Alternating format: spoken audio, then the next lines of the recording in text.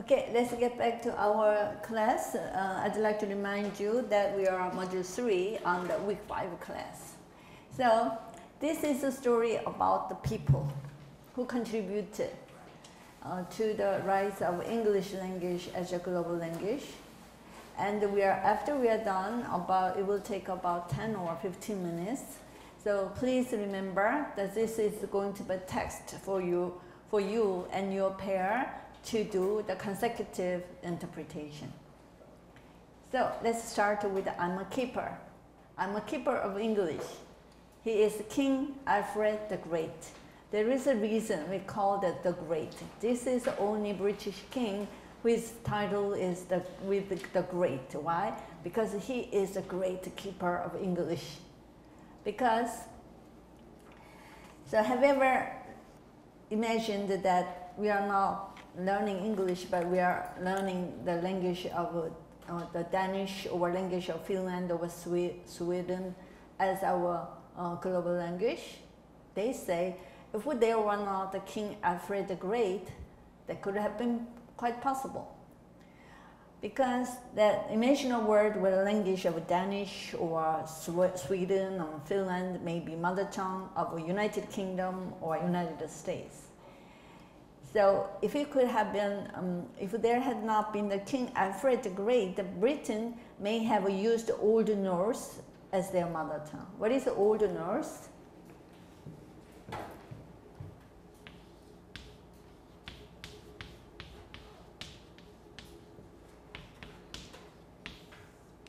As you see, it's about 7 or 8 centuries that there was a military power of the Old Norse. They are the Danish people. They're called Old Norse means Viking people, a Scandinavian people. They were very powerful and they were very good fighters. So the Scandinavian people, they used to plunder the British people. So the King Alfred defeated them, and they had a peace treaty with the Scandinavian people, the Viking people. And he conquered the Danes and established the sovereignty over southern England. And he also encouraged learning and translation of works into English. So it's amazing to see this is as early of the 9th century that there was a British king, English king, who encouraged the use of English. That was something very shocking for them. And so as far as the survival and spread of English are concerned, he is the most important. Had he and his army not driven back the invading Viking forces and they made peace with them, there would have been no English-speaking kingdom left. And the dominant tongue would almost certainly have been the Old Norse, Danish people. So the common language is spoken by Sweden, Denmark, and Norway. So that's why we call the Alfred the Great as a keeper of English. And also, he is also interested in learning foreign language. He started learning Latin when he was almost 40. And then he oversaw the translation of religious works. And he was the first to bring together the writings known as Anglo-Saxon Chronicle, Anglo-Saxon 연대기, about the arrival of Britain of Julius Caesar. Then we can move on to the who fixed English. There is another literary figure who fixed English. So I fixed English. The Geoffrey Chaucer, he lived in the 14th century London.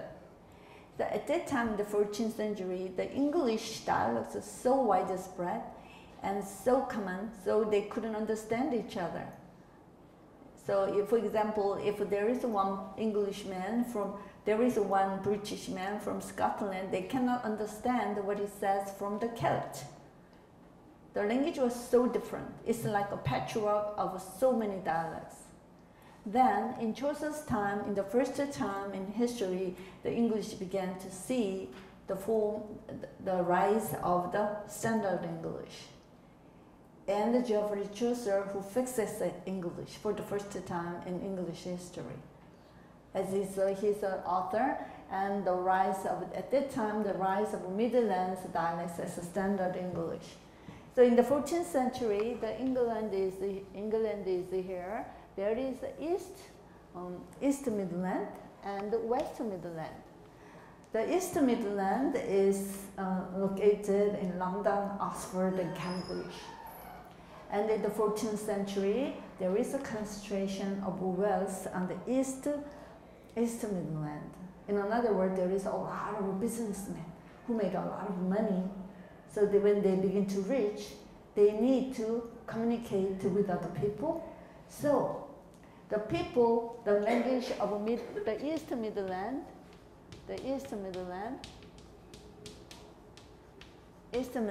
began to emerge as the standard English of United Kingdom.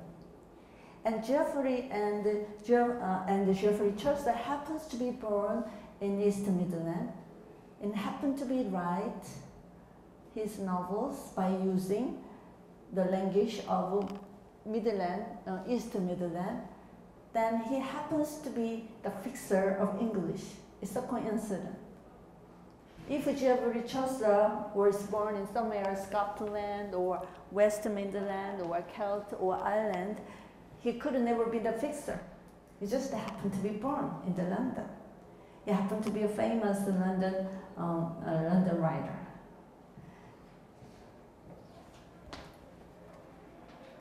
So this is allure of London. That means the glamour of London. London began to emerging as the central power of the United Kingdom because of its economic wealth. And that's not enough. We need printer. So he's the printer.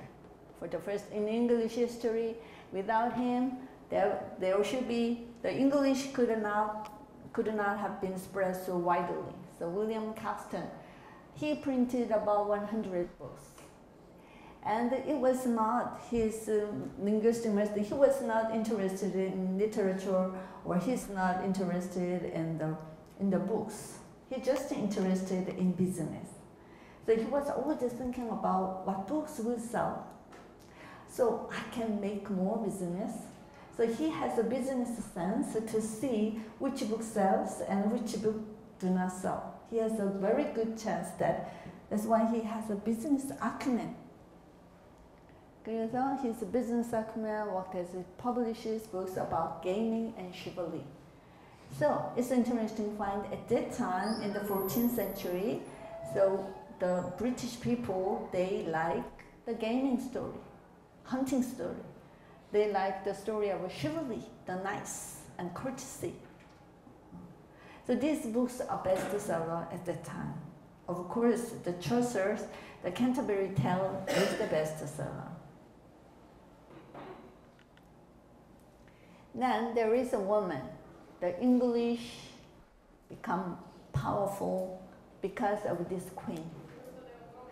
As you see, she was born from a father who killed her mother. Why? Because her mother couldn't give birth a son. So his father killed her mother. Even though his father was in love with his mother, so he was so in love with her, so he wanted a divorce with his former wife, but the old Catholic didn't grant him to grant. So the Henry VIII decided to be split from old Catholic. Then the Henry VIII established his own religion, the English own religion, that is Anglican Church. Anyway, the Elizabeth, how her childhood has been. His mother was dead because she was not son. If he could have a son, his father didn't kill his mother. Anyway, ironically, the Henry VIII had the ambition to make the British country as the empire. But it's not through his son, but it was through his daughter. who made his dream come true. That was Elizabeth I. Actually, she became queen in a very difficult time. The nation was religiously divided. Old Catholic was fighting against the Puritans, and Puritan was a Protestant, and Protestant. They were fighting together, internal division, and also outside there was a military threat from Spain. At that time, Spain was the most powerful country at that time. And she became the queen when Britain was in crisis. Then she proved her leadership.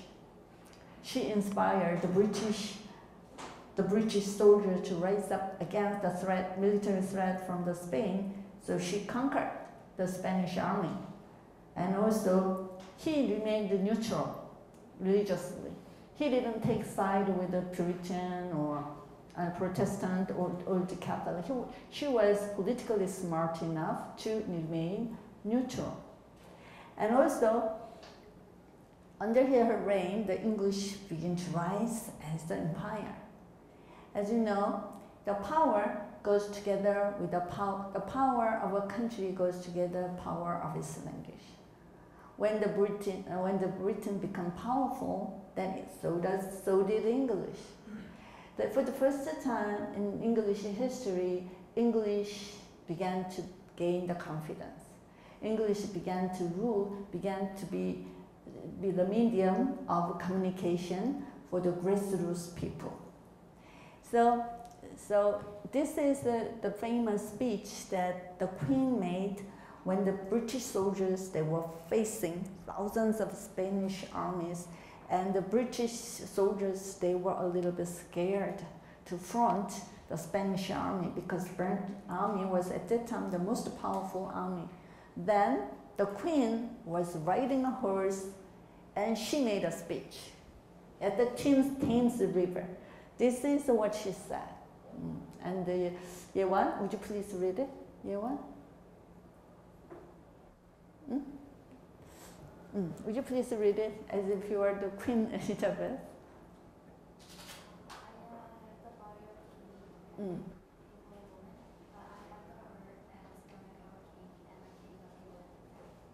그쵸? I know I have the body of a weak and a feeble woman, but I have the heart and stomach of a king and a king of England. This is the most famous speech of hers during her reign.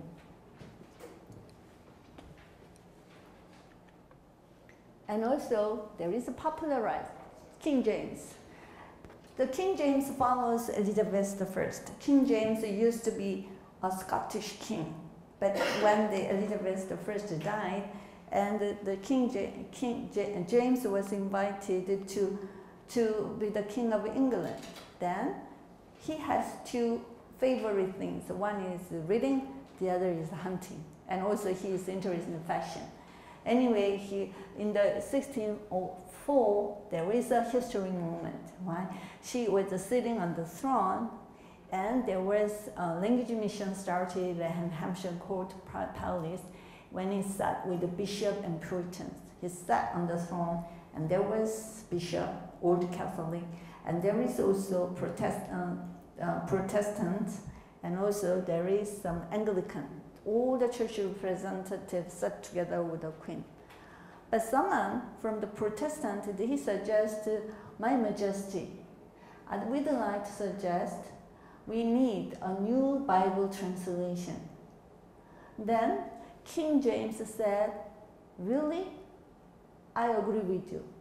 Because at that time there was a Geneva version of Bible. And he said, I don't like Geneva Bible. Why? Because there are too many editorially.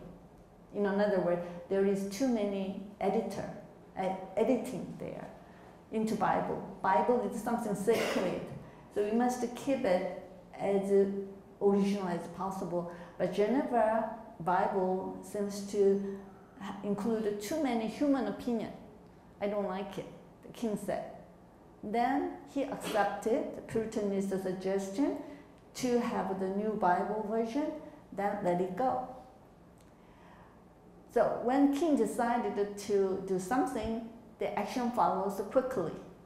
So all the learned scholars like Oxford and Cambridge and the churchmen all get together, and they made an effort and they produced the King James Bible. King James Bible is actually standard. That is the bestseller that lasted 400 years before a new version came, and it is served as a template. It's a model. So it's so beautiful. Its rhyme is so beautiful, and it's a dignified version. And we will get back together when we are studying the Bible trail. Anyway, it's because of the King James Bible, the English has spread widely in the world because the Bible is the world's the bestseller. So this version is the most widely read in the global society. I enriched it. So William Shakespeare. So this year marks 400th anniversary of his birth. He is a man of mystery. There is actually the three things that is a fact about him known to us. One is his date of his birth and date of his death. And another fact is that he's married to a woman who is older than he, a rich woman. And that's all. And all the others is just rumor and assumptions. So there are many rumors, and Italians even claim that actually the Shakespeare is Italian. They claim, believe it or not. So anyway, he is enriched English. In his lifetime, he invented about 2,000 words. We are not talking about he invented it, but for the first time in English history, there are 2,000 words that appear in his plays for the first time. For example, assassination in Othello, and in Macbeth, and accommodation in Othello. So these are the new words they have never used, and also these are the expressions he made. All Greek to me. What does it mean? I cannot understand. Oh, this is like, it sounds like a Greek language. I do not understand. Good riddance. What does it mean? 속 시원하다. 뭐지? 한국말로? Good riddance. Even if I say goodbye, then I don't feel regret. I feel happy if you go away because you were a headache to me. So I'm happy to let you go. Good riddance. And these are one examples. And cold comfort. What does it mean?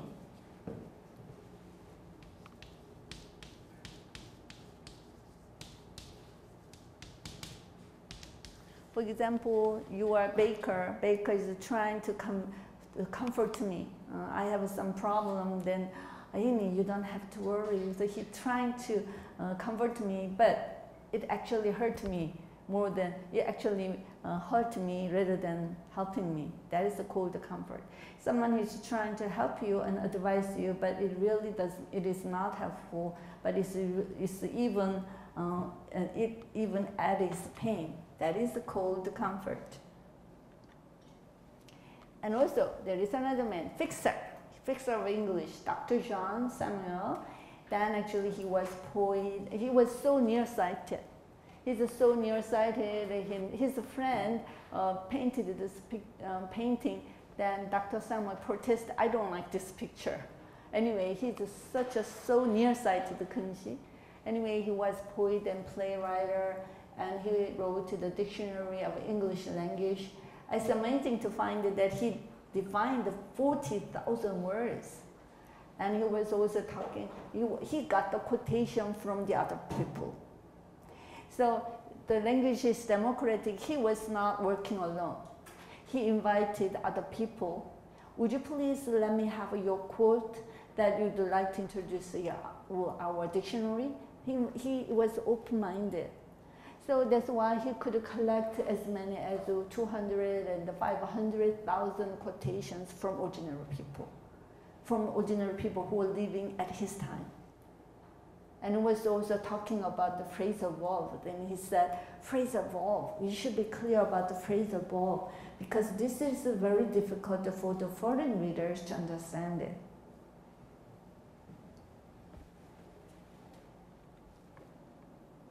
So, American English, as you know, Noah Webster. So there is not only the political independence declared in the 18th century, in the 19th century, there is another linguist he declared the linguistic independence of America. It was Noah Webster. So Noah Webster is a Yale-educated son of a Connecticut farmer. He was also very faithful, the Calvinist and educator. Then he took the courage. So America, so we are different from the British people. So don't be scared about being different. At that time, before the Noah Webster, American people, they were always looking at the British people whenever they are using the new words. Is it okay for us to use this English? So the British people used to have some superiority. So they tend to be mocking the use of new words the American began to use. But Noah was brave enough to declare American independence. It's okay. We can use the theater instead of theatre. So we can use center instead of central. So these are the words he declared. This is grammatically correct.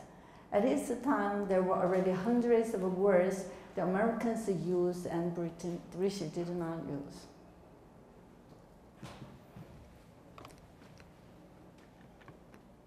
So let's talk our friends and present them in the class. Anyway, this wraps up our people story, who made it possible for English to rise as a global language.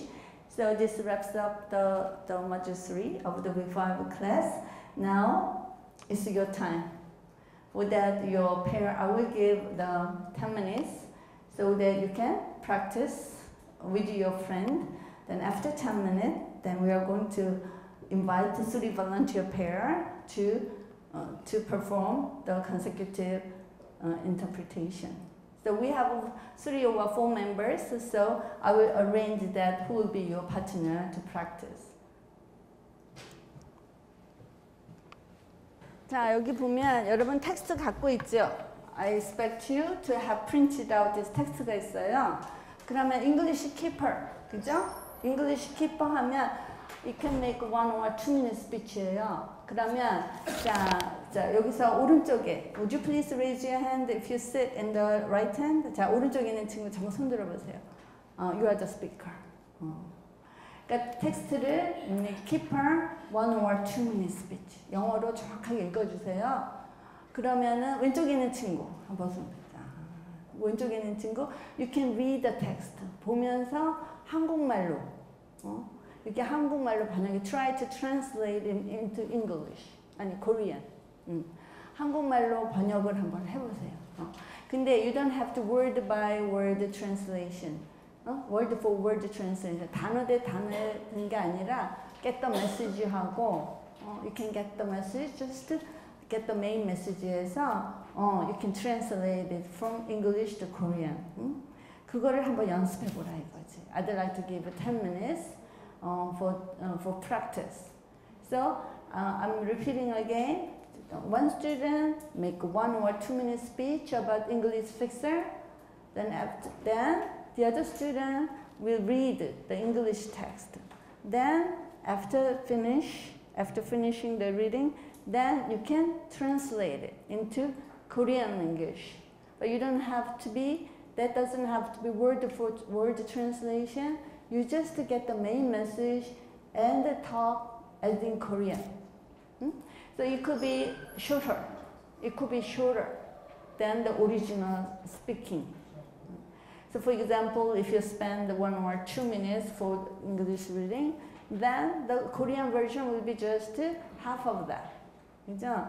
순차 통역의 특징, one of the feature of the consecutive is if the original speaker talk about 3 minutes, then the interpreter can move in the 2 or it can half of it, half or 2/3 of it. It should be shorter. That means you must get the main message and keep it simple and to the point. That's what we are going to practice. Consecutive interpreter should be an analyzer who should get the main message and talking it fluently so that your audience can understand easily. So if you do not understand what the original text is, you will talk in something strange language, nobody understands. The first thing is, you must, so if you get back to our NIDAS processes, this is the source text. Then you must understand it, first of all. Understand it. And you must analyze. So what does it mean? Analyze means what is the main message? And when you transfer from English, you must restructure. Restructure, what does it mean?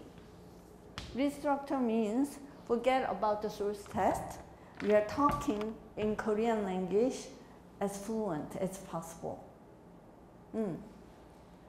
And if you have some misunderstanding about understanding, I do not understand. If you do not analyze well, the result is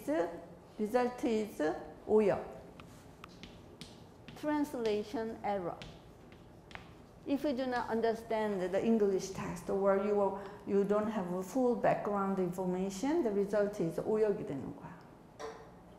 And also, if you do not change the source language text into target language, then if you do not restructure well, the result is 번역투.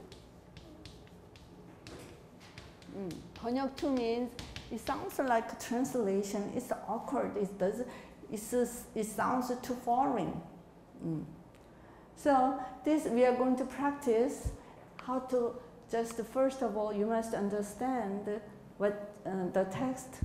Second was you must get its meaning, and you must restructure it so that it sounds fluent in Korean language. So this is the first task that we need to practice today. It could be a little bit challenging for you, I know. But let's 한번 challenge it. 한번 해보자. Let's get started. 시작해보자. As you see, we have 8 people here. So just split it into 8. You start with the keeper. You read it keeper, the King Alfred the Great. Then you translate. Then the next student, then this time you can be a speaker. For the second people, you can speak to the next student, then you should be an interpreter. And for the third people, then you can take turn in this way. Do you know what I mean? Anyway, we have international students. International students are always speaker. But if your partner is Korean, you can take turn, for example. So let's example A and B student. Then if you are the fixer, first of all keeper, English keeper, the A student can be a speaker. And B student is an interpreter. Then after fixer, then we move into the printer. Then for the printer, now you can change the role. So for the second one, now the B student is the speaker and A student can be interpreter. So in this way, you change your role. So just split it. Pick someone. After you are done, first of all, start with the fixer. I start with the keeper. Then move on to the second man. Then move on to the third man. In this way, let's go on. 자, 알고 있죠? 자, it's an interesting difference between the way that 현재 interpret and 경원 interpret. 현재 tend to be follow the message, the flow of the message, and it's if you put it in the Harvey scale, 현재 tend to go to the fluency end of translation, interpretation. In contrast, 경원's choice is to closer to fidelity end of scale. 그죠? It's more accurate to the original. Meanwhile, 현재 tend to sound more fluent. 근데 which is better? It depends. The clients would ask 경문, would you please make it as accurate as possible? Maybe another client will say, would you please translate so that we can hear fluently? So it depends on the client's demand. It depends. But in the 경문's case, we don't have to 뭐뭐 했습니다, 뭐뭐 했다 하면 안 되죠. honorific claim. 그 존경말, 그게 했습니다. 이거 존경말 해야지. But anyway, your voice level sounds very persuasive and professional. 목소리 아주 좋죠. 둘 다. 그리고 아주 포이스가 좋아요. 아이 컨택 딱 하면서 it sounds very. 그리고 목소리에 you can trust. You can rely on his text. 아주 좋았습니다. 자, let's take a 5-minute break. Then I will invite 2 more teams. Okay, before we start the final session of our class, I'd like to show you the snapshot of the next class, the week 6 topics. First of all, we will continue on the bilingual trail. The next topic is it power, or is it the number of its speakers that make English, that makes our one language global language. This is the session 1. Then we will move on to your student assignment is here. As you last week you submitted your homework assignment here, so I selected some the paraphrase. This is a paraphrase or summary of busker and busker, or usefulness of Chinese language. So I have we are going to share the translation work from Minju. 주연, 민주 어디 있어? 민주 안 왔나? 주연, 주연, and Marta Volvo Herais, and Marta Yelam Vanteo, 그다음에 태영, 박태영, 태영, and 흔히 나다리윈, good paraphrase, and 은진, good summary and paraphrase. 현재, 김현재, 김현재. And 김수건, you are here? 김수건이죠? 곤, 맞죠? 차민기, so these are the example. So we are going to share, this is what you did here. So we are going to do in the session 2. Then also we have some translation theory session is here. So this is for the fluency. This is about the translation strategies to achieve the fluency for the BA translation. In other words, how we can translate when you try to translate from English to Korean. So these are some stories here. So Harvard and put on this scale. This is the types of text reliability. So we are going to review. So why the translation error happens and why the transliterations happens. And also we will be talking about the example. So when you translate literally, so this is the example sentence of the literal translation. And also, so we are going to talk about what about the text type. So it depends on the text type that you can decide to go to make your translation faithful, or you can decide to make it fluent. It sometimes depends on the text type. For example, it should be the documentary. So the translation, you can use different strategies if the text is a literary work, or is a documentary, or movie title, or advertising line. Then, depending on the different text type, we should be able to use another strategies. So these are the examples that shows.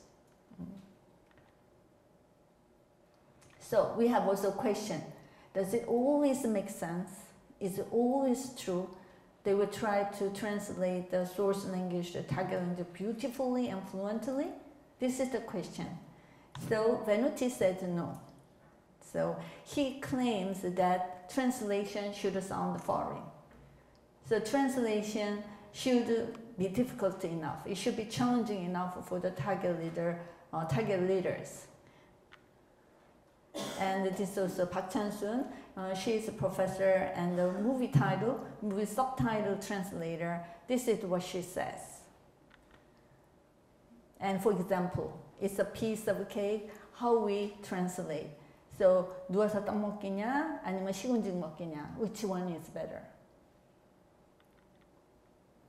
So we can see the culture can affect the choice of a translated word.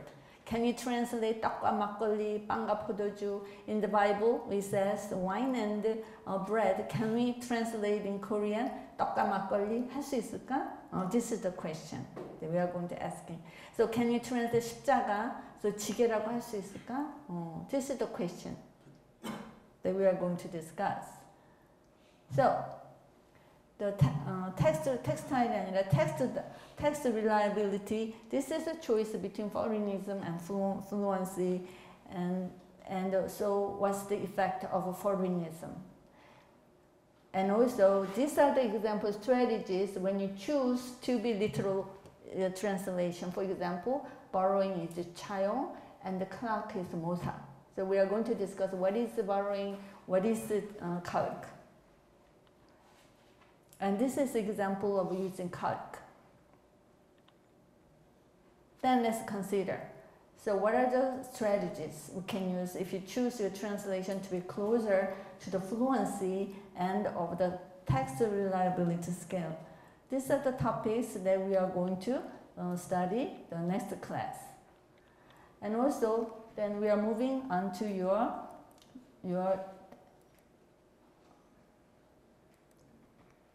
we will continue. So we have about 20 minutes, 15 minutes left. So we'd like to invite 2 more teams or 3. The flow is often any volunteer to just perform. But before you're doing this, I noticed that it's better that I translate it. I just give you the message of the people stories here. Even though this is English class, but it makes sense for us to know clearly what is in Korean language. Let's start with I'm a keeper. 자, what is the main message? 여러분, 만약에 이 킹 알프레드 킹 대왕이 없었더라면 지금 우리는 모두 앉아서 덴마크 언어를 아마도 배우고 있을 겁니다. 핀란드 언어를 배우고 있을 겁니다. 그래서 이 알프레드 대왕은 덴마크족을 물리쳐서 그래서 주권을 회복하는 거예요. 남부 영국의 주권을 회복했습니다. 더군다나 이 대왕은 번역 그리고 언어, 영어에 대한 학습열도 있었습니다. 그래서 주로 종교 서적을 번역하도록 많이 장려를 했습니다. 그래서 영어가 지금 이렇게 국제어로서 남아있고 이렇게 국제적으로 퍼지는 것은 바로 이 알프레드 대왕의 덕분이라는 거예요. 만약에 알프레드 대왕이 바이킹족을 무찌르지 않았더라면 아마 이 세상의 언어는 아마 지금 아주 판도가 달라졌을 것입니다.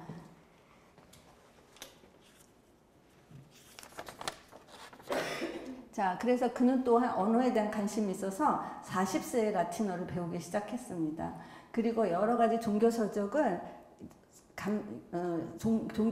번역을 직접 지도를 했습니다. 그래서 그 예로서 줄리어스 시저가 그 영국을 침공한 거에 대한 앵글로색슨 연대기라고 알려진 모든 것들을 그가 알프레드 대왕의 주관하에 번역 작업이 이루어진 겁니다. 예를 들어 이런 거죠. 자, anyway, the third pair? 내가 아까 자, are you ready? 자, are you ready? Maybe other. watch us. 자, now we have heard from the 4 couples. Then maybe you have found that wow, interpretation is something. It's more about how to deliver rather than what to deliver.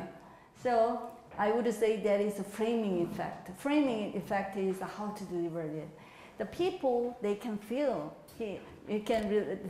The reader or the audience, they decide to see how confidently they look and how reliably their voice is. So actually they are more affected, influenced by how you deliver it. So in this regard, then Sugon, he looks very calm and relaxed and you look very faithful. So your attitude is very good. And Gangjun is you look very responsible, and you can feel the sincerity. And Kyungwon was a little bit tense, but tension itself is sometimes it's positive. If you look nervous, just enjoy being nervous, because they can feel, wow, he seems to be a little bit tension. That is good. Sometimes it's good. You know, everybody is showing the tension itself is that's a sign of showing this is important for me. So I'm a little bit tense. That's good. And also the Hyunjae looks your voice is very confident. So this is a matter of delivery. This is a matter of attitude. So in this regard, 우리 수건 번역한 거 한번 한국말로 해볼까? 이게 뭐였지? 초서였죠? 14세기에 영어는 표준어가 없었습니다. 아주 다양한 사투리들이 섞였기 때문에 영국의 지처에서도 서로 다른 지방에 오면은 서로 이해할 수가 없었습니다. 그런데 14세기 말이 되니까 상황이 아주 달라졌어요. 그게 뭐냐? 이 다양한 사투리 중에서 그 런던을 중심으로 한 이스트 미들랜드 언어가 차츰차츰 영어의 표준어로서 떠오르기 시작했습니다. 그런데 마침 지어프리 초스라는 사람이 그 당시에 이 이스트 미들랜드의 그 사투리를 그걸 갖고 소설을 쓴 겁니다. 그래서 이것이 바로 오늘날 우리가 영어로 말하고 쓰는 것에 초석이 된 겁니다. 그래서 그는 이스트 미들랜드 사투리를 갖고 여러 책을 썼는데 이것이 영국의 영어가 가장 많이 쓰이는 가장 우세한 스타일이 된 것입니다. 그래서 우리가 지아프리 초서의 글을 읽어보면 물론 어렵기는 해요. 요즘에 안 쓰는 단어로 쓰기도 합니다. 그럼에도 불구하고 조금 우리가 친숙하게 느껴지는 이유가 있습니다. 그 이유는 바로 이때 이스트 미들랜드 사투리를 사용해서 썼기 때문입니다. 그래서 또 다른 이유가 있어요. 이것은 지아프리 초스의 개인적인 능력이 아닙니다. 그것은 그 당시에 런던이 그 당시에 영국의 아주 중요한 경제적인 부의 상징이 돼서 경제적인 부가 런던에 집중되면서 당연히 이 사람을 쓰는 런던 사람들이 쓰는 영어가 표준 영어의 초석을 깔아놓게 된 겁니다.